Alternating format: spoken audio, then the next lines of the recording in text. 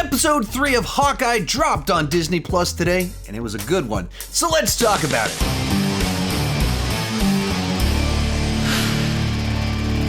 Hi, my name is Sean, and I love to talk about movies and TV way too much. With that in mind, go ahead and join me down below in the comments section. Share your thoughts on Episode 3 of Hawkeye. This is a spoiler review, so feel free to spoil away down below in the comments section. And let's get started talking about the episode. And getting right to the point, this is the best of the 3 episodes we've had thus far. I really enjoyed the first 2 episodes, and this just built off the solid foundation laid in the first 2 episodes. And I think a big part of that is that the thing that really drives this show is the Clint Kate relationship, their dynamic, their back and forth. And so in the first 2 episodes, they're still forming that. In episode 1, they only meet in the last 10 seconds of the episode, so you spend a lot of time with each of them individually, understanding where they're at, getting introduced to Kate, and then seeing where Clint is at, what he desires at this particular moment in time that the show is taking place.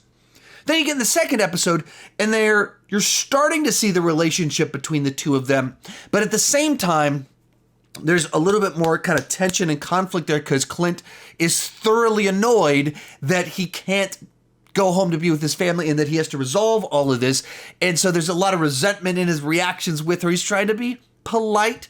He's intrigued by who she is and that she's not actually a villain, but he's also annoyed at what's going on. And so he keeps trying to abandon her, keep trying to leave her, even though us as the audience, we kind of want to have a little bit more payoff of him appreciating her for her skills or her enthusiasm, whatever it is. And he doesn't really give much of that to her in that first episode or second episode. So when you get to this one, it's very much the payoff of the initial setup of their relationship. The tease that what could they do if they started working together? And Clint is moving away from just being annoyed by her to being like, she's actually quite talented. I can actually trust her in action. Like, I don't have to save her. She can save herself, in which case she's actually a partner that I can work with. And so having that as the dynamic of this episode made it so much fun, and it had so many little lines of dialogue, little moments where he says, you might have been right about being the world's greatest archer.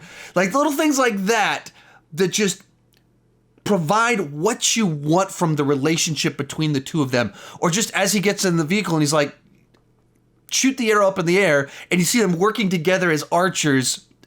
Just so much fun. Now, it's definitely like an action-based episode. It starts with them kidnapped or them being captured, and then they escape in the middle of the episode. We get this great long sequence of them having to fight their way out of the room and get out of there. And then you have them in the car where they do that wonder where you see the car, and just even the shot and thinking, how do you even shoot something like that? Like I was watching it because, I do video work for a living, thinking like, what camera lens are they using that they're able to get such a wide shot of the interior of this car as it's driving? And how's someone in the back seat turning around, spinning all the way around to do all this fun stuff? But you just get a great action sequence in and of itself, but adding to that the dynamic of Clint trusting someone else again in action the way that he trusted Black Widow back in the day, and her having fun discovering all the trick arrows that he has in all of this. And then you get into the final little bit where she's shooting it. He's like, just shoot the arrow up in the air. And she's like, well, what do you really want me to do? He's like, just shoot the arrow up in the air. I got it covered from there. And then he shoots her arrow, making it dive bomb and exploding. And all of that, seeing their actual friendship, partnership start to form, and not just the tension of episode 2. And I thoroughly enjoyed episode 2.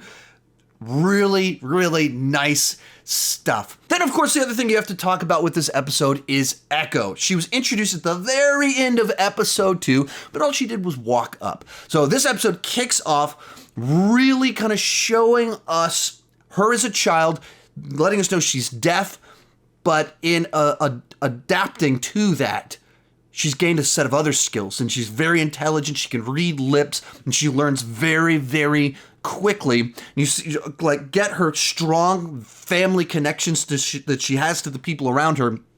And then they have this one shot where they intentionally don't show who's standing there.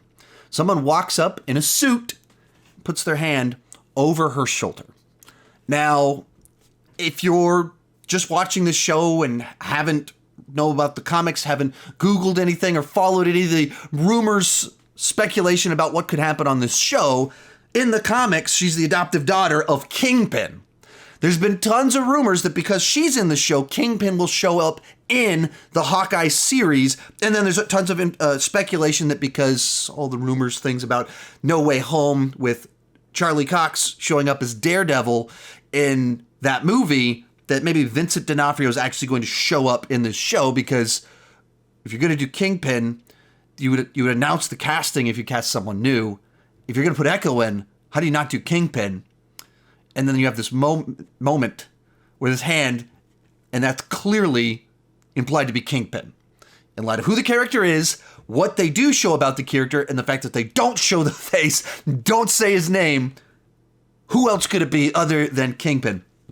And then we kind of jump forward and we get into the action of the story where Clint and Kate have been captured, and she's kind of like trying to figure out exactly what's going on. And as soon as she sees that he has a hearing aid, she's a little bit more softens towards him a little bit.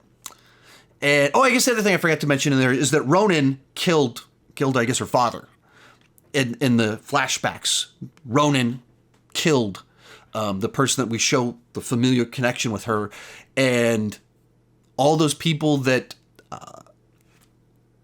Ronin killed, the Tracksuit Mafia, that he keeps telling Kate, man, they're mad at you. They hold a grudge and they're tracking you down because of the stuff that he did.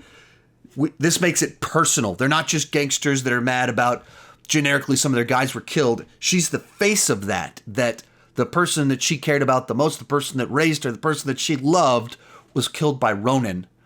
And immediately you have that moment of like, I wasn't watching Endgame and been like, what, Clint killed mobsters? What a terrible guy. Because the criminals that were taking advantage of the blip. And, the fact that he went kind of psycho at killing people. I like the Punisher. I don't mind if Hawkeye turns into Arrow Punisher. I don't know, with a sword. I don't mind that. And then they personalize it of, he like, you put a face to it and suddenly there's an emotion attached to something that I didn't mind that what he did during because he's going after bad guys, until you make it, put a face to it, and you feel the emotion that other people feel, that they lost something because of those people that he killed. And so suddenly it's a very different dynamic there. And so she sees that he's a hearing aid and starts trying to sign to him. He's like, no, I just have some hearing loss. I've lost some hearing. I'm not actually deaf. And then she seems to resent the fact that he relies on technology, and almost think like maybe in a teaching moment, she like smashes his hearing aid to force him to adapt. But so things are getting kind of like heated in the little meeting. So as you start getting into the dynamics of the relationship, you start to realize that there's like definitely a hierarchy in the Tracksuit Mafia of like a bunch of them are just these gangster bros.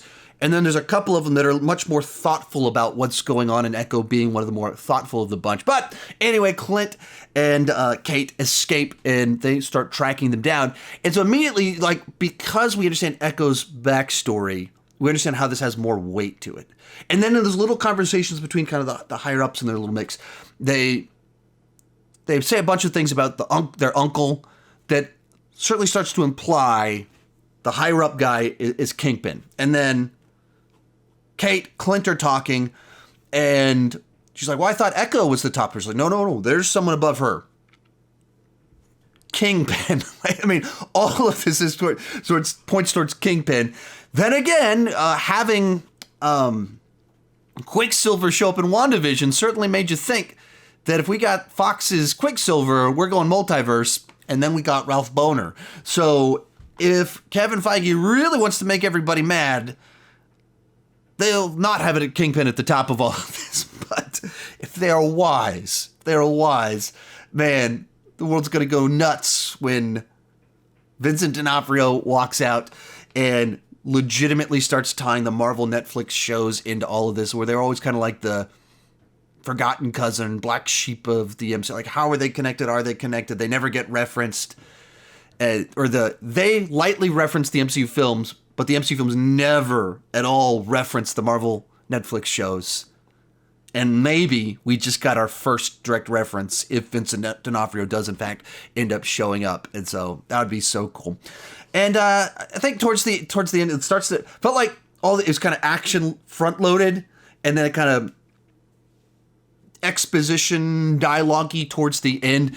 And so it didn't necessarily end on the biggest bang. It seemed like they wanted to have the cliffhanger with having this moment of right at the end that the fiance has the Ronin sword to Hawkeye's neck, right as he was looking around to see who was there. And then you don't get anything. It just ends very suddenly. So you get the cliffhanger, but the payoff was definitely the first 2/3 of the episode. Now I can kind of talk about some negatives on here. And it's not really about the episode. It's more affirming something I said in my initial review from last week, is that we're 2 episodes in, and it felt like they hadn't really established the stakes or the urgency. It's like, okay, Tracksuit Mafia is tracking down Kate. Why doesn't she just get on a plane and go to Europe? She's clearly rich. Or like it's like her being like, and clearly she can handle her own, so you don't feel like she's really in danger by these dude bros chasing her. And then there's a murder of a guy that we don't really care about, and then there's a little intrigue about this fiance and like what's kind of going on there. But there's not like a threat that you really think, there's not a thing out there, a villain, that guy needs to be stopped. It's like, that guy's probably up to no good. Don't want them to kill Kate. And at the end of this episode, that's essentially still where we're at. There's a little bit more, is it Kingpin? Who's the guy up top? What are we waiting to find out about all this? So there's a bit more intrigue thrown into the mix, but there's still not kind of urgency to it, stakes, let's get to it. And if the show was 12 episodes, I wouldn't raise this concern, like at all. If it was a longer season, it would not matter at all that 3 episodes in, you don't feel like, man, we're in the middle of it all. But we're halfway through. There's only 6 episodes. We're halfway through the story, and it's like, that's intriguing. It's like, they're kind of fun. But it's so small scale that that's what I'm worried about. Like, is this thing going to just kind of stay at this kind of level of danger, stakes, energy? Or is episode 4, as tends to be the case with these Marvel shows, it seems like episode 4 is always the best one. Are we going to go into it next week and it introduces Kingpin shows up, what the real scheme is, and like it gets going like, oh man, they need to go into action to stop whatever it is? Is that, hopefully next week it's going to give me that, because like I thoroughly enjoy the individual episodes, the characters, all of that is working for me.